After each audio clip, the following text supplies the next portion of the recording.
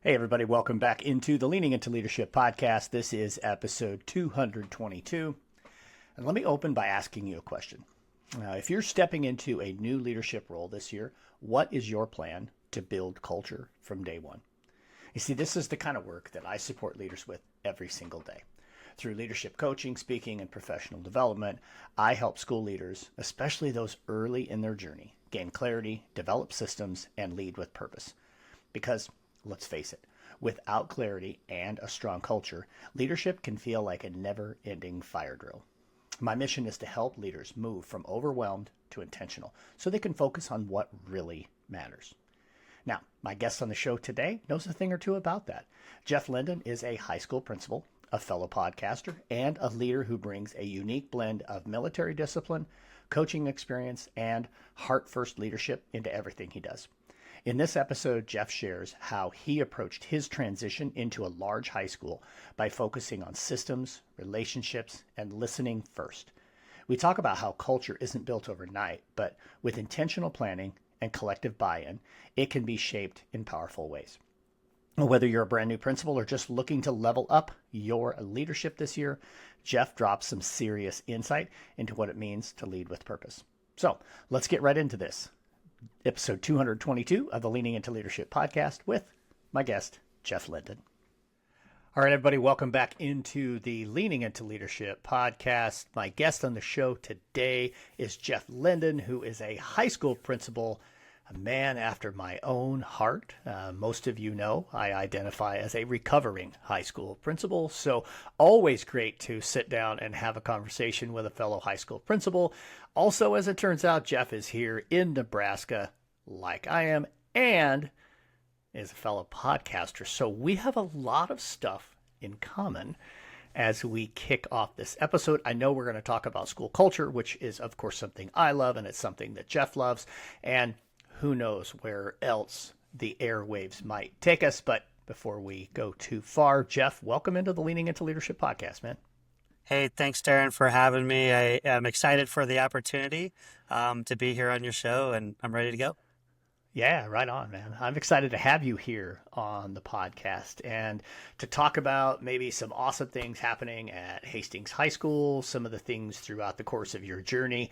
And you and I were talking before we hit the record button that when this episode drops, this is going to be around the time when a lot of people that'll be listening to the show maybe have just landed their first administrative gig, or maybe they're getting ready to step into their next administrative gig. And so we're going to talk about maybe some steps that people should consider when it comes to really shaping and building the culture in their organization. But before we get to all of that, let's maybe kind of set the footing here for everybody so they understand just exactly who Jeff Linden is.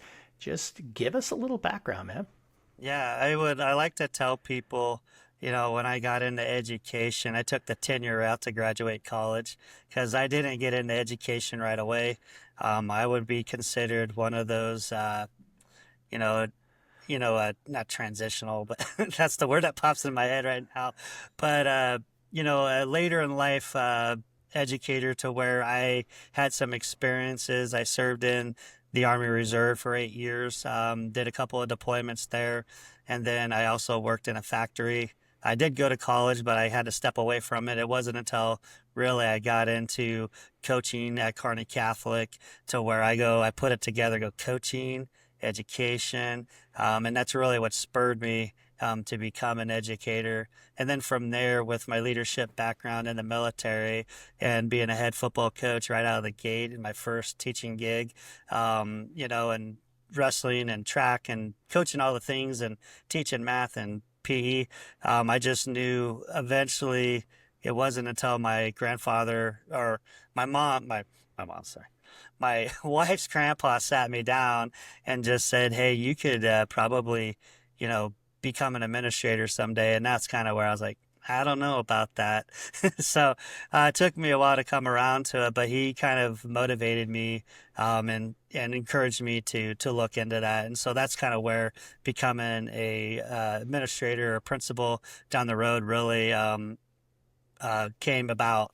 And so just going through my experiences in rural schools in Nebraska as well as the Omaha Metro, being able to see those different types of districts really gave me a lot of good background to become a effective principal when I got into my first principalship in Southern Valley.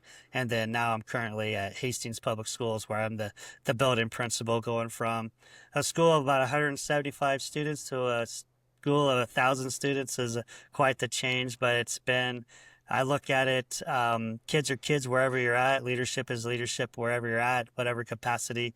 So, you can lead, a small organization or a large organization the same. And so I really lean into that and really, want to be the best principal, and I want to lead people in a way that, I would like to be led as a teacher. So that's kind of a little bit of my background there.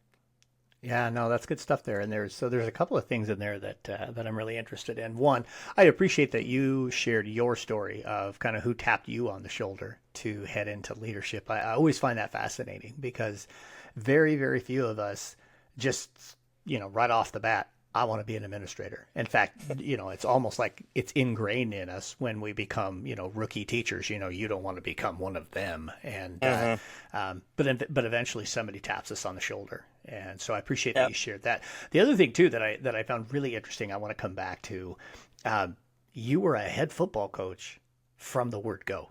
Now, yes, you had the leadership background in the military, but man, especially as a high school principal, and I was a head basketball coach. I was a head tennis coach. Head tennis coach, not near as big of heavy lift. Being a head basketball coach, being a head football coach, being the band director, as a rookie, had to be an interesting challenge. If you don't mind, let's just go back to that a little bit. What were some leadership lessons that you took away that the first year, 2, 3 years, however many years as a head football coach, being a rookie teacher? Yeah, really, it was one of those things where I was coaching at Kearney Catholic for 6 seasons. So it wasn't like I didn't know how to coach when it comes to that, or I didn't have the experience on the coaching side.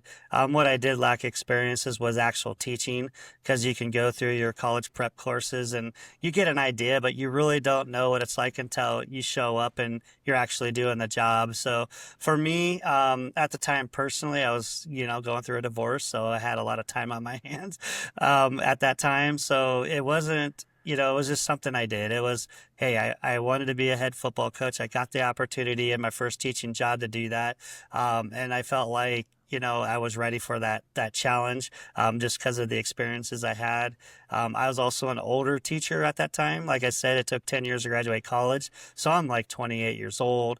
So, being in that position, I wasn't worried or scared about it. I think it was just figuring out how to manage my time, figuring out, how to teach, how to lesson plan, but also game plan and practice plans, and getting that all together was a challenge. But I had to figure out systems. And this is where, the first introduction to systems came to me, was I have to find a way to juggle all this. How do I come up with a system to where I'm grading all my math papers on time, giving the kids feedback, making sure I'm being there for my kids when I'm at practice, making sure we're putting a game plan together. So that there was a lot of things I was juggling right out of the gate, but I loved it and I enjoyed it. And so I was always tell people the worst day in education was the best day I could have working in my factory job. So I was pretty happy and content with what I was doing, because I had experience from outside of education, and coming in, I'm like, this is a pretty sweet gig. And I would like to say you were right on when I got into here. There was no thought of becoming a principal or administrator. I was perfectly happy being a head football coach, being a teacher for the rest of my life. It wasn't until, like I said, my grandpa, my wife's grandpa, who was a former administrator and head football coach, said, you can do more. And that's kind of where that kind of resonated with me in my mind throughout my career. So. Yeah. Yeah, well, and I like how you said that.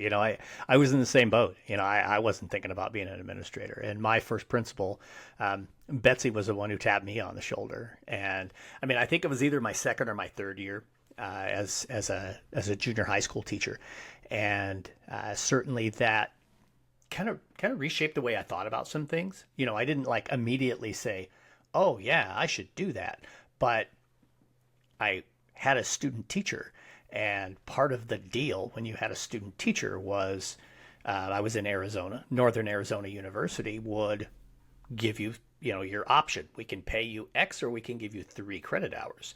And we had to, by state law, earn our master's degree within the first 8 years that we taught in the state. They ended up doing away with that like 4 years into my career. But I'm like, hey, here we go. Tap on the shoulder, free master's classes. Maybe there's a sign here, right? Maybe there's a reason that this is coming up. So no, I appreciate that about your path to get there and some of the things that you learned as you went along there. I'm curious. I mean, and I want to get into more of the culture stuff here in just a minute, but you talked about something there that I think so often, and I know you know this, I think most of our listening audience knows this. I work with school administrators all over the country. I mean, that is my primary role, speaking and leadership coaching. And one of the biggest struggles that many early career administrators have is the inability, or maybe the tunnel vision that causes some blindness, to develop systems. We'll talk more about culture in a minute, but you brought up systems. And I know for me, that was a huge struggle my first 2 years as a building principal. When I started working with my leadership coach, one of the things he asked me about was, tell me what your system is for this. And I'm like, I have no idea what you're talking about. Like, Jeff, I was not a systems thinker. That's not how I did things, or at least I didn't realize I was. And then he really helped me examine what we were doing, but then also think through and become much more of a systems thinker. So you're the one that went there, so I'm going to come back to you with that. Talk a little bit maybe about, so you've had some different, opportunities along the way as an administrator. What are some things that maybe you've learned about the importance of systems for administrators, and maybe share a couple that you've used everywhere you've been? Maybe you've modified them, but you've used everywhere you've been. I would say, when you're talking about systematic approaches in education, I think they're necessary. I think they make this job much easier to do because you have a way of doing what needs to be done. So when I got into my first principalship, there wasn't as many systems in place, and so we created some. And it could be as simple as, when a kid is sent to the principal's office, right? When is a time for, this is something that needs to be addressed by the administration? What do you empower your teachers to do in the classroom? And so we developed a protocol, is what another word you can use, into, hey, if the kid it just needs a pencil, give them a darn pencil. Like, they shouldn't be sent to my office because you decided that they didn't have a pencil, they weren't ready, and then I have to deal with it. Like, that should never happen. And that was like something that actually happened. So where I was like, no, give them a darn pencil. Like, it's fine. Like, oh yeah, that I have other things I got to worry about than that. Just that's one example on that. But we developed systems to where, if it's to a certain degree, and here at Hastings, we actually have our PBIS model in place to where we also have our expectations, and teachers know these are the behaviors or things that you should be able to manage within your classroom. But if it gets to these levels, we have this whole BIS process that you have to go through. And if it doesn't work, then that becomes the administrator's role, right? To where we have these different systems in place to where when something gets activated, we know exactly where to go and how to follow that process. And what helps me as a principal, I can look at that systematic approach and go, where are we at in this process? Oh, this is where you're at? Okay. Well, you look like you skipped a couple of spots. Let's go back here and then run those things to make sure we run the system correctly and we do everything the way we needed to do it, because it keeps consistency and it keeps everything moving in the direction you need it to go. Because without systematic approaches, I look at it, you're going to have chaos, and you don't want to be dealing with chaos and triaging and things like that. And so, like, that could be just a simple example, but also I found having the collaboration with my team and developing policies and having people be a part of that process creates a culture of buy-in to where I can hold people more accountable because we collaborated on this and we all decided this is what's important. And now because we all say and agree this is important, now it becomes, using a systematic approach, becomes an ability to hold people accountable to different types of things. You can think of a lot of things to do that, but I mean, I can give you examples all day long on this, but yeah, just having systematic approaches in place that everybody knows and understands helps you run the building more efficiently and effectively because you know how things need to go, or the system that needs to happen, the process. Yeah, no, but what you're saying, I think, is just totally spot on. I'm in a squirrel chase for a second because I'm going to loop back to the pencil thing. I had that guy in my building too. And it was when I was an assistant principal and I was in charge of discipline. And he had the same kid like 3 times a day. And he sent him at least 3 times a day. And finally, I just gave him a box of pencils. And well, what if I run out of pencils? I'll get you more. I think I went through like 2 cases of pencil. But exactly, right? Eliminate the excuse, right? There's the excuse on both sides. The kid's doing it on purpose. And honestly, so is the teacher, right? There's no reason for stuff like that. But now to come back to what you were kind of finishing with there, to me, what I heard you say without maybe saying the exact words is coming to collective agreement on how we do certain things as a collective staff, which, number one, this will lead us into culture because it's a huge part of culture. When we have those collective agreements of this is how we do X, Y, and Z, and we've all collectively agreed this is what we're going to do. When you talk about holding someone accountable, that's not, I'm looking for punishment to gain compliance. It's, wait a minute, we've agreed collectively this is what we're going to do. So help me understand why you have chosen to go in another route. I'd love to have you elaborate on that just a little bit. Yeah, I mean, like I said, I could probably do several examples of this, but let's go into our creation of like our cell phone policy. Let's go there. So when we decided, this was in my first year here at Hastings, I was able to collaborate with my school improvement team, and cell phones were like a topic. Like, let's get this figured out. We have this policy, no one really follows it. And so what can we do to make it better, but then have accountability into it, not just it's for students, staff, and parents, even our community members understand that there's this accountability piece within this policy. So working together and looking how other schools have done it, we didn't feel like a total school ban was necessary. We always look at, hey, we got to do something to where there's an expectation upheld, but we also got to be able to teach digital citizenship on top of that, because we are also teaching our kids how to function in the real world outside of just, coming in and learning the core subjects and then moving on, right? So there's a lot of other things that we're teaching kids on top of that. So when it comes down to it, we collaborated, we came together and said, hey, we're going to have the expectations that our students will put their phones in the phone caddy. If they do not, it is taken. So it goes directly to the office. They serve an hour detention, and then they get it back. But they won't have it the rest of the day. If that happens the second time, it goes to the office, their parents are called, and their parents must pick it up. And happens a third time, I request that the parent will leave the phone at home, because now it's become an habitual problem. So that's kind of the nuts and bolts of it. But during classroom time, instructional time, we cannot see it. You have a one-on-one, Chromebook to where you can access the things you need to access.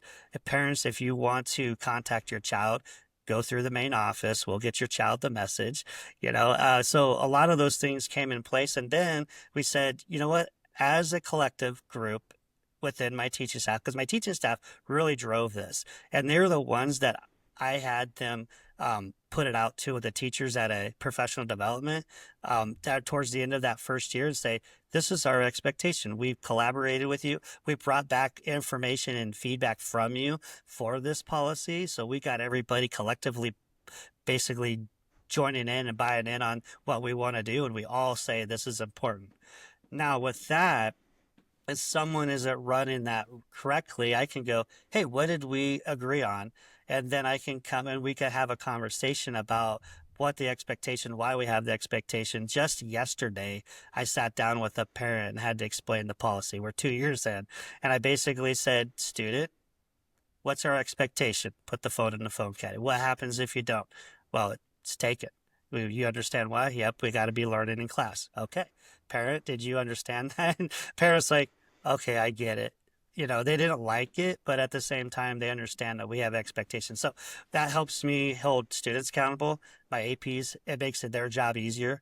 And it makes my teacher's job easier because we understand this is what we decide is important and we're going to hold people accountable for that. So when I talk about holding accountable, it's not me playing the gotcha game because that's some people will do that. It's me saying, we have an approach we decided and agreed on. We need to stick to that. And I'm here to support that and have accountability where it needs to be, when it needs to be. And that's part of my role. Yeah, absolutely.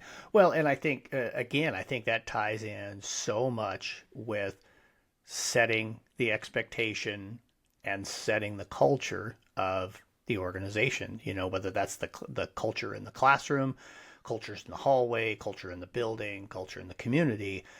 When everybody is clear on what that expectation is, man, things just go so much further. So let's kind of maybe jump off into what I've kind of teased a couple of times here. Especially again, if you're about to become a new administrator for the first time, first off, congratulations. Don't let anybody say condolences because no, it is congratulations. You're going to love being an administrator. You're going to have hard days. You have a lot of hard days, but you're going to have some great days. And second, to me, and Jeff, I know you know this. I've been on your podcast and talked about it. You know, the new book, Culture First Classrooms, pretty much says what I truly believe. Culture comes first. So with that said, let's maybe pick Jeff's brain a little bit on what are some steps that you have taken and that you would suggest to either brand new administrators or people who are new to maybe they're transitioning from one building to another and this is the first time they've gone to a second building. What are some steps to put culture first in that building? Yeah. So I'm going to speak on when I made the transition from Southern Valley as a principal into my first year of being the principal here at Hastings High School. Now, I have a little bit of an edge because I've been a principal for 4 years coming in, but I learned through that process because I didn't really have a plan coming in the first time. I really didn't know what I was doing. I was just kind of flying by the seat of my pants and guessing on some of the stuff, but I did have a superintendent that was pretty supportive and, you know, helped me through some things. And I learned a lot through that first experience. So I knew coming into this one, you know, I wanted to build a certain type of culture within my building. And I wanted to take the lessons that I learned from my first experience into my second experience as a building principal. So what I did is I developed a 60, 90, 30-day transition plan that was, specific for Hastings High School. Now I had to do some research because I needed to know what kind of systems do they have in place. I knew we were a PLC school. I knew we had PBIS. I knew we had these different things. Did I know everything at the time? But no. But what I also needed to understand, what did I believe was possible? And I think that's where I had to think on that. So my biggest belief coming in was we're on the same team. It didn't matter if I was, you know, the principal, the teacher, the support staff, the paras, the custodians, the bus driver, it didn't matter. We were all working together for the same goal and being on the same team. That's where my coach mindset comes into play. And so what I did is I clarified in this transition plan my 4 goals, basically what I wanted to see have happen in the first year. And a lot of it was, how do I build the culture of the building? Because I didn't care about what our test scores were. I didn't care about any of that, because I figured if we get the culture right, that stuff will come later. And so I really focus on building relationships. So within my first 60 days, I went intentionally, found every staff member in my building and had a conversation with them. I did not make this, you come to my office. I went to them. I went into their classroom. I went into their office space and I said, hey, how are you? And it was pretty simple. Like, let's get to know each other. It could be a quick 5-minute conversation to where I'm learning about them. I may hear out something that they're concerned about, or things that they're, hey, what are some things we need to work on? Hey, what about you personally? What do you like to do? Things like that. Just try to make some small talk, get them to know me. I get to know them, and then building trust through those conversations. So within the first 60 days, I was able to accomplish that. I was able to have my list of names, and I would check them off as I got them through. And it took me time to do that. And then on top of that, I was getting into every classroom right away to just see what's going on, just saying hi, get used to me being out and about, get used to me being visible, get used to me being in your classroom. And so that was another really important thing for them to understand, that, hey, I'm here to help and support you, but you're going to see me around, and I don't want you to be afraid of me, because there was some apprehension coming in. So I wanted you to understand where my heart is. I want to understand you, build that relationship. And so then I started hearing out things as well as listening. Hey, here's some things we're hearing. Cell phones were an issue. Kids wandering in the hallways were an issue.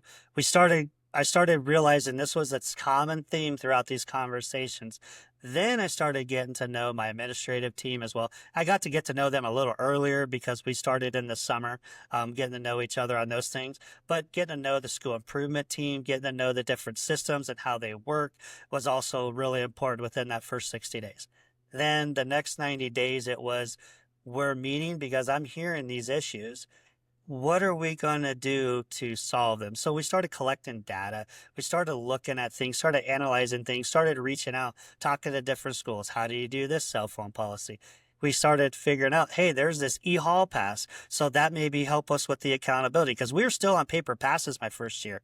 So my second year, we went into an e-hall pass system. Everything became electronic. So how can we streamline some of this repetitive remedial stuff? And so that all went through our school improvement team, to where in our first year, that first 90 days, we collected data, we were able to get that information. And then the last 60 or 30 days, we were taking that information, getting approval for policies, getting the things worked out, bringing our district leadership in, and getting the things we needed approved through the school board within that last 30 days to implement. And so that's kind of a rough draft of that 60, 90, 30, but that's kind of the process we went through in that first year. But it all really starts on building the relationships first, so we can have an understanding, but then utilizing that trust and that relationship building to solve issues. And I will tell you, after that first year, when we were solving those issues and figuring out what we needed to do, I had one of my school improvement team go, this is the first time we felt like we've actually accomplished something with this team. Thank you. And I thought that was really, really a powerful moment, going, we're on the right track. So I love that. I think, man, there's so much good stuff in there. And a big part of it, too, was just reinforcing, again, systems thinking, identifying, the importance of relationship building. And something you said it in there kind of just in passing, but something I want to maybe just, pull back up a little bit again. Again, if you're a new administrator, there is so much that you can do, but listening needs to be at the top of your list. Really listen to what your people have to say. That doesn't mean you have to go take action on it. That was something that Jeff just said. He didn't just run out and start solving everything right away, but he looked for those common themes. And you don't find those if you don't listen to everybody. I think that's a really, really powerful piece right there, Jeff. I love that. One more topic I want to get to before I get to our last question that I ask everybody here on the show, and our time is already just flying by. So I want to touch base really quick on your podcast. So maybe share a little bit about the podcast, kind of what kind of your purpose is behind that. I mean, not everybody, but most people, if you listen to one podcast, you're always looking for more podcasts. I know I'm that way. I listen to your podcast. So talk a little bit about the show, kind of, what your drive is behind doing that show. Yeah, I think for me to start the podcast there was limited resources for educational leaders. And so I really wanted to give back and try to help other people that are in the same position as I am. And, if I can learn something along the way, that was the crazy part about doing a podcast and meeting people and doing interviews. And I'm learning through the process and figuring out, hey, maybe that's something I could use at my school. And so it's really been powerful as a professional development tool for me, as well as getting to meet a bunch of great people and a bunch of great educators, but also let people share my experiences as a leader. Could it help somebody? And that's really the motivation and drive behind my podcast. And really, I've had it out since 2022, but I really haven't really done much with it till this past December. So I've really hit the ground hard the last 4 months and learned and grown a lot through this process. Yeah, outstanding. The thing about doing a podcast is it's just it's quite addictive. And when I first started this show, I really thought it was just going to be a solo podcast, just me talking. And I think it was either episode 4 or episode 5. It was episode 4. Alex Carter, my first guest, and oh my gosh, I was hooked. I wanted to have these conversations like the one you and I are having right now. And man, they're just so much fun to have, and you learn so much. For me, certainly, this keeps the saw sharp, and it's not just the schools that I get to be in, through the work I do, but it's also these kinds of conversations. So certainly, podcasting is just so much fun. It's always a lot of fun too when you get to sit down with another podcaster. Yeah, this is kind of a unique opportunity, and I've really enjoyed my time here and get to know a little bit about me. But then, I get to share the things that I have been privileged to do in this role as a principal. Yeah, right on. All right, so Jeff, we are at that point in time. I'm going to ask you the same thing I ask everybody here on the show. This is the Leaning into Leadership podcast. So tell me some more ways that you are leaning into leadership right now. Yeah, I know, I've talked a lot about collaboration. I've talked about, building a culture and building relationships, and a lot of those things are super important. I think for me, what I'm currently doing with my podcast and leading into leadership has really grown me as a leader. So I would encourage people to seek out, other podcasts of leading into leadership. You can come check out my podcast, Educational Leadership with Principal JL.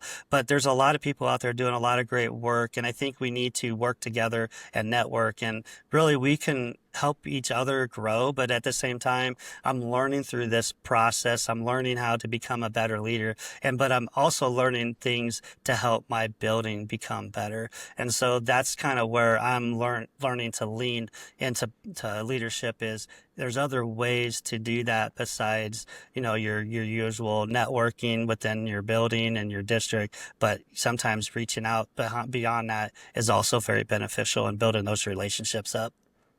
Absolutely. Yeah. The power of the podcast, without question. My very good friend, Josh Tovar, who is a podcaster as well, says all the time that it's free professional development at your fingertips. You just have to be willing to lean into it. So, Jeff, some really great stuff. People are going to want to get in touch with you, I'm sure. We're going to put all kinds of stuff down in the show notes. What's the best way for them to catch up with you and to check out Educational Leadership with Principal JL? Yeah, Educational Leadership with Principal JL is on all your major podcast platforms, so you can look it up there. You can get in touch with me through my email, the.principal.jl@gmail.com. It'd be the best way to get in touch with me on that. But yeah, I'd be looking forward. I'm on Twitter, and you can, if you find my podcast, you'll find all my handles. So There yeah. you go. Yeah. And we'll put all that stuff down in the show notes anyway, folks. Jeff, thanks so much for coming and hanging out with me here on Leading Into Leadership. This was a blast. You bet. Thanks, Darrin. All right, man. Exceptional conversation right there. I really appreciate Jeff being a part of the conversation, being a part of the podcast. I was actually on Jeff's podcast. If you have not checked out Educational Leadership with Principal JL, I would specifically recommend that you check out episode 31, which I was a guest on Jeff's show. So make sure you check that out. Again, thank you to Jeff for joining me here on the podcast. And now it's time for a pep talk. Earlier this weekend, I shared a blog post where I talked about how the 4th of July to me really became kind of a pivot point in my leadership every single year. You know, I remember that very first summer, the conclusion of my first year as a principal. And those of you who have been following the show for a long time, have followed me for a long time, you know, year one, even most of year two was not that good for me as a leader. I remember very specifically July 4th, 2012.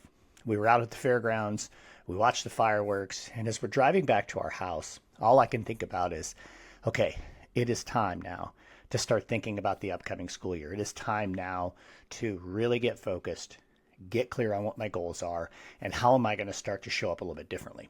I use June as a really good opportunity to recharge, but then, hey, July, it's here, right? Folks, you know what I mean. It's time for us to make that pivot and time to really start thinking about how are we going to show up differently this year and what are we going to do to improve our leadership. And I want to share with you 3 questions that I wrote in the blog that I think are very relevant here in this pep talk.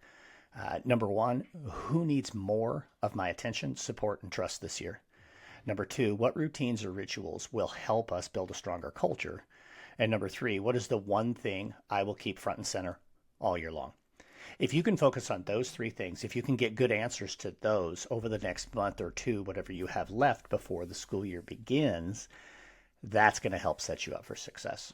So that's my challenge to you. Think about those 3 questions and really lean into those as you head into the month of July. Thank you so much for joining me here on the Leaning Into Leadership podcast. Get out there. Have a Road to Awesome week.